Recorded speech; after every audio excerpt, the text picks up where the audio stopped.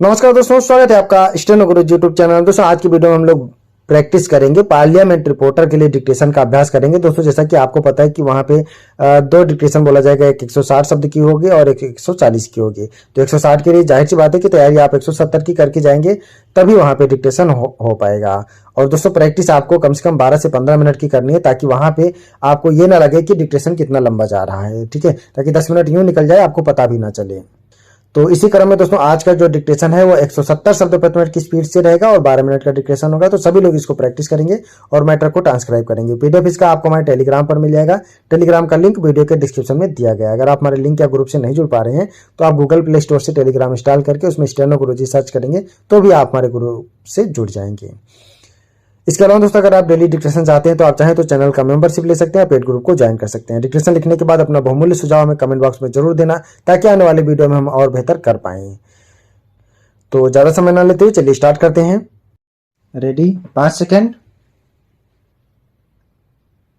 Start. माननीय अध्यक्ष महोदय, माननीय विरोधी दल के नेता की ओर से प्रदेश की जीवन उपयोगी वस्तुओं के अभाव और महंगाई की चर्चा के संबंध में जो संकल्प प्रस्तुत किया गया है उस पर दोनों पक्ष के माननीय सदस्यों के भाषण हुए।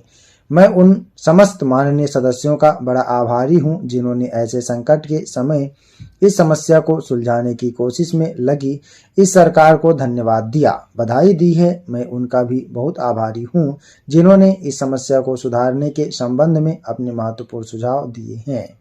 पहले मैं समझता था कि माननीय विरोधी दल के नेता जो अच्छे वक्ता हैं, बहुत अनुभव रखते हैं और अध्ययन करते हैं, नीति संबंधी अच्छे विचार प्रकट करेंगे, अच्छे सुझाव प्रस्तुत करेंगे और वर्तमान में चल रही खाद्य समस्या को सुलझाने के संबंध में सरकार को कुछ महत्वपूर्ण सुझाव देंगे। लेकिन मुझे सुनकर बड़ा खेद हुआ और मुझे ऐसा लगा कि विपक्षी दल के नेता श्री जोशी जी ने किसी मजबूरी में आकर इस 4-5 दिन के सत्र में कुछ हो हल्ला होना चाहिए, उस दृष्टि से कुछ करना चाहिए। वे उसके लिए यह संकल्प ले आए और उनको जो सुझाव देना चाहिए था कि यहाँ ऐसा किया जाता तो वहाँ ऐसा हो जाता और इस तरह से अनाज का संग्रह करके वितरण किया जाता, ऐसी कुछ बात उन्होंने इस संकल्प में नहीं दोहराई, बल्कि इस संबंध में दूसरे विभिन्न विरोधी दल के सदस्यों ने यह बताया कि 150 ग्राम अनाज देने से इंसान की जरूरत कैसे पूरी हो सकती है। भाई यह सोचने समझने की बात है, विचार विमर्श करने की बात है। भाई मोहन सिंह जी ने कहा कि खाद्य मंत्री जी और मुख्यमंत्री जी को एक कमरे में बैठाकर 200 ग्राम अनाज दे दिया जाए और तब यह देखा जाना चाहिए कि वह उधर पूर्ति कैसे करते हैं। आपको विदित होगा कि जब हम जिलाबंदी की बात कर रहे थे और आप उसका विरोध कर जिलाबंदी तोड़ने की बात कर रहे थे, तब उस समय हमने अनाज का थोक व्यापार करने का निश्चय किया था और थोक व्यापार करने के लिए सरकार को जिलाबंदी करने की जरूरत थी। आपने ऐसा नहीं होने दिया, तब मजबूर होकर सरकार ने ऐसा किया। यदि ऐसा नहीं किया जाता तो सारा अनाज बाहर निकल जाता और हमारा सर्वसाधारण को गेहूं बांटने का लक्ष्य विफल हो जाता। अभी हमारे विरोधी दल के भाई ने कहा कि 150 ग्राम अनाज मंत्रियों को एक कमरे में बंद करके दिया जाए और यह देखा जावे कि वह उससे कैसे उधरपूर्ति करते हैं। तो मैं उनसे इस संबंध में पूछना चाहता हूं कि जिलेबंदी के खिलाफ जो आंदोलन आप कर रहे थे, उस सिलसिले में जब आप जेल गए और वहां पर आप लड़े कि हमको अच्छा भोजन दिया जाए, वहां कैसे उधर पोषण होता होगा, उस समय का भी ख्याल कीजिए। महोदय, जहां तक मैं जानता हूं कि ग्रामीण विकास की महत्वपूर्ण आवश्यकता कृषकों को आर्थिक साधन उपलब्ध कराने की है। इस दिशा में ग्रामीण स्तर पर सहकारी संस्था बहुत महत्वपूर्ण भूमिका अदा कर रही है। इसीलिए उसने इस क्षेत्र में किसानों को आवश्यकता अनुसार कृषि उत्पादन बढ़ाने के लिए सहकारी संस्थागत ढांचे से अल्प और मध्य अवधि ऋण के रूप में इस वर्ष लगभग 5,000 करोड़ रुपए का ऋण वितरित किया जा चुका है, जिसे न केवल नकद अपितु खाद्य, बीज एवं कीटनाशक के रूप में प्रदान किया जाता है। इस ऋण की वसूली कृषकों से फसल बेचने के उपरांत की जाती है। यह ऋण उत्पादन बढ़ाने, कृषि में नई प्रणाली अपनाने में बहुत सहायक हुआ है। इसी प्रकार मध्यकालीन ऋण जो सामान्यतः 3 से 5 वर्ष की अवधि का होता है, मुख्यतः सिंचाई सुविधाएं विकसित करने में सहायक सिद्ध हुआ है। इसके साथ साथ सहकारी भूमि विकास सिंचाई बैंकों के माध्यम से कृषकों की दीर्घकालीन ऋण उपलब्ध कराया जाता है, जिसका उपयोग भूमि सुधार, लघु सिंचाई साधन के विकास और भूमिगत जल दोहन कृषि यंत्रों को खरीदने, फलोद्यान विकसित करने हेतु किया जाता है। ये बैंक प्रतिवर्ष सहकारी भूमि एवं ग्रामीण विकास पर किसानों को औसतन 700 करोड़ रुपए वितरित करती है। हमारे देश में कृषि विकास ग्राम विकास का मुख्य आर्थिक आधार माना जाता है। किसानों को तब तक लाभ नहीं मिल सकेगा जब तक कि उन्हें उत्पादित कृषि उपज का लाभकारी मूल्य प्राप्त न हो। इसके लिए मंडी स्तर पर कृषि क्रय विक्रय सहकारी समितियां बनाई गई हैं।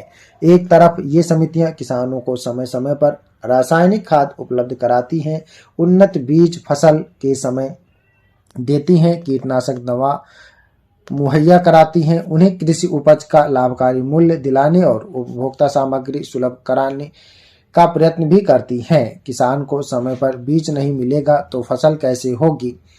बीज अच्छा होगा तो फसल अच्छी होगी। फसल के बचाव के लिए कीटनाशक दवा रक्षक का कार्य करती है, इसलिए सहकारी समितियां उनके लिए कारगर सिद्ध हो रही हैं।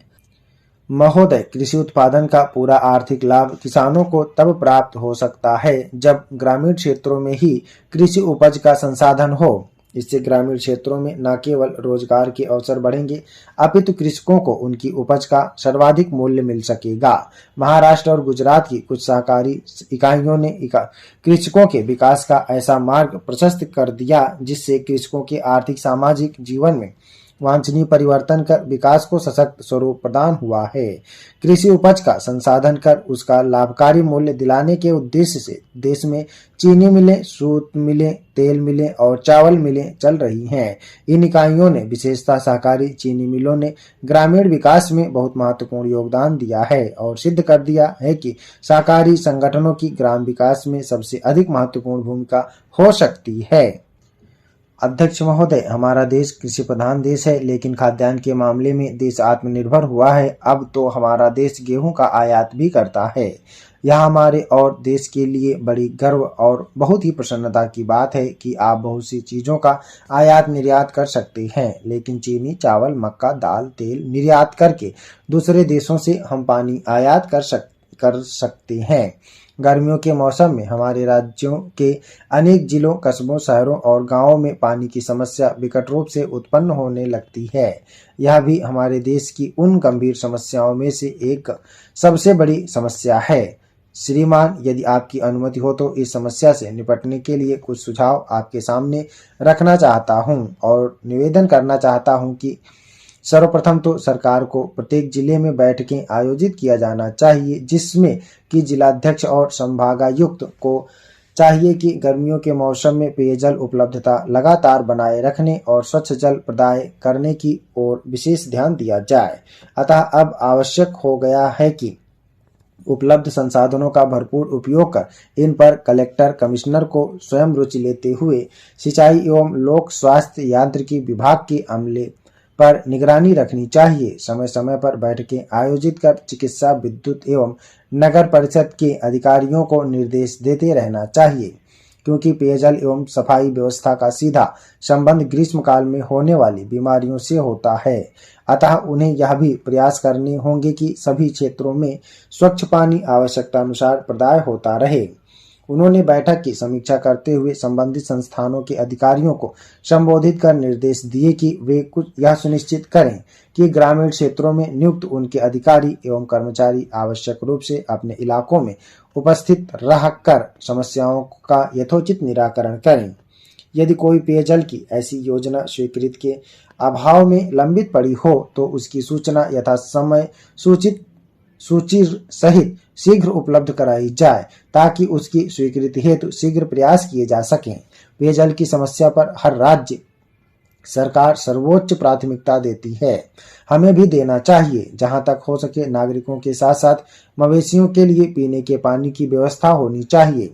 जहां एक तरफ गर्मी के दिनों में पेयजल की वर्तमान स्रोत सूख जाते हैं, जिससे दिक्कतों का सामना करना पड़ता है। इसलिए पीने के पानी के लिए खोदे गए नलकूपों तथा प्रारंभ की जाने वाली योजनाओं पर प्राथमिकता के आधार पर विद्युत विभाग को बिजली के कनेक्शन शीघ्रता से दे देना चाहिए। जहां तक हैंडपंपों की मरम्मत का प्रश्न है, गांव के लोगों को उसका प्रशिक्षण देना अब आवश्यक हो गया है। हैंडपंपों को ठीक करने के लिए प्रशिक्षित ग्रामीणों को मुफ्त में औजार उपलब्ध कराए जाने चाहिए। तब कहीं जाकर सरकार का यह नारा कि गांव का पानी गांव में और खेत का पानी खेत में साकार सिद्ध हो सकेगा। श्रीमान, आपने मुझे सुझाव देने के लिए जो अनुमति प्रदान की, उसके लिए मैं आपको धन्यवाद देना चाहूंगा। अध्यक्ष महोदय, अब मैं तीसरी बात की ओर आपका ध्यान दिलाना चाहता हूं, वह सूती धागे के बारे में है। उपाध्यक्ष महोदय, आज हमारे उद्योग मंत्री जी सदन में उपस्थित नहीं हैं। सदन में दूसरे दिन आने पर उन्होंने बताया कि मैंने पिछले दिनों इस संबंध में केंद्र सरकार से बात कर पत्राचार किया है और मुझे उधर से यह आश्वासन मिला था कि अगले महीने तक इसकी पूरी व्यवस्था कर दी जाएगी। अध्यक्ष महोदय, बड़े खेद का विषय है कि एक ओर तो आप रोज घोषणा करते हैं कि हमने 90 दिनों में 95 करोड़ के उद्योग लगाने में सफलता प्राप्त की है और इस आधार पर हर जिले में हम 2 उद्योग खोलेंगे। हमारे मुख्यमंत्री जी को आप जगह जगह उद्घाटन और शिलान्यास करवाने के लिए भगाते रहे। मुझे इसमें कोई आपत्ति नहीं है। अगर सरकार सही रास्ते पर चलती तो मेरा सभी सरकार प्रकार का सहयोग उसके साथ रहता। अध्यक्ष महोदय, क्या यह उचित होगा कि एक ओर हम बेकारी मिटाने के लिए उद्योग खोलने के लिए प्रयत्नशील हैं और उद्योगपतियों को रियायतें देकर दूसरे प्रदेश के उद्योग यहाँ पर खुलवाने जा रहे हैं और दूसरी ओर जो उद्योग हमारे यहाँ परंपरागत रूप से चले आ रहे हैं उनको आप जड़ से उखाड़ कर फेंक रहे हैं। मैं समझता हूं इससे बेरोजगारी खत्म होने वाली नहीं है। अध्यक्ष महोदय, पिछले 8 महीनों से हमारे यहाँ का हथकरघा उद्योग सूत की कमी के कारण लगभग ठप सा पड़ा हुआ है। इसके कारण वहां हड़ताल हुई और इस हड़ताल के बारे में सेठी जी को भी जानकारी है। हमारे खाद्य मंत्री और उद्योग मंत्री जी को मालूम है कि जो बुनकर कपड़ा बनाते थे वे आज रोजी रोटी के लिए मोहताज हैं। वे कहते हैं कि हम 2 दिन में केवल एक समय भोजन करते हैं। मैंने उनसे पूछा कि भोजन एक समय क्यों करते हो, तो उन्होंने जवाब दिया कि सूत नहीं मिल रहा है। उपाध्यक्ष महोदय, संसद में यहाँ के संसद सदस्यों ने प्रश्न उठाया तो केंद्रीय मंत्री जी ने उत्तर दिया कि हम क्या करें। वहाँ की सरकार ने आज तक इस बात से हमको अवगत नहीं कराया कि उनको कितना सूद और कितने काउंट का चाहिए। मेरा कहना है कि यदि उस समय मांग की गई होती तो जो दशा वहां के बुनकरों की हुई वह आज ना होती। बुनकरों ने 40 काउंट की मांग की, लेकिन आपने 80 काउंट ही केंद्र से मांगा। आपने बंडल बनाकर दूसरी जगह भेज दिया और उनसे पैसा ले लिया। जब वहां के बुनकरों ने उसे खोलकर देखा तो पता लगा कि जो माल उनको चाहिए था वह नहीं था। समाप्त। सभी लोग मेट्रो को प्रैक्टिस और ट्रांसक्राइब करेंगे। 170 शब्द प्रति मिनट की स्पीड से है और 12 मिनट का लगभग डिक्टेशन होने वाला है। तो वहाँ पे 10 मिनट का बोला जाएगा। अगर आप 12, 13, 15 मिनट की प्रैक्टिस करे रहेंगे तो वहाँ पे आराम से लिखा जाएगा। 170 शब्द प्रति। उम्मीद है कि दोस्तों वीडियो आपको पसंद आया होगा, तो वीडियो को लाइक कर देना और अगर अभी तक आपने हमारे चैनल को सब्सक्राइब नहीं किया तो प्लीज़ सब्सक्राइब करके नोटिफिकेशन बेल ऑन करना। और दोस्तों, अगर आप डेली डिस्कशन चाहते हैं तो आप चाहें तो चैनल का मेंबरशिप ले सकते हैं या हमारे पेड ग्रुप को ज्वाइन कर सकते हैं। अधिक जानकारी के लिए आप हमें मेल कर सकते हैं। हमारी मेल ID है studyforstenographer@gmail.com। अपना बहुमूल्य सुझाव हमें कमेंट बॉक्स में जरूर देना। वीडियो को पूरा देखने के लिए बहुत बहुत धन्यवाद। Thanks for watching. जय हिंद, जय भारत।